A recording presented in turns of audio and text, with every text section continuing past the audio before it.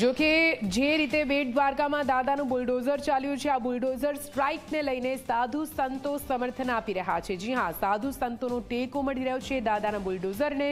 દ્વારકામાં દબાણો પર બુલડોઝર ફરતા સંતો ખુશ છે। સીએમ અને એચએમ એટલે કે મુખ્યમંત્રી અને ગૃહ રાજ્યમંત્રી આ બંનેને નૌતમ સ્વામીએ અભિનંદન પાઠવ્યા છે। હિન્દુ સંસ્કૃતિના મુખ્ય ધામોનું એક ધામ છે દ્વારકા। દ્વારકામાં ગેરકાયદેસર દબાણો હટાવવામાં આવી રહ્યા છે।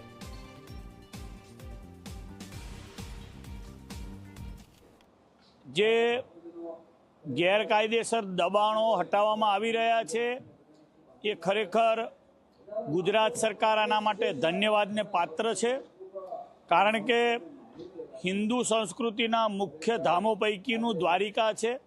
ભગવાન શ્રી કૃષ્ણ નારાયણની લીલા ભૂમિ દ્વારિકા છે। આ સંસ્કૃતિના રક્ષણ અર્થે જે રીતે ગેરકાયદેસર બાંધકામોને હટાવી રહ્યા છે અને એક બહુ મોટો હિંમતભર્યો નિર્ણય કરી રહ્યા છે, એના માટે હું વ્યક્તિગત રીતે ખૂબ ગુજરાતની ભારતીય જનતા પાર્ટીની સરકારને ધન્યવાદ આપું છું।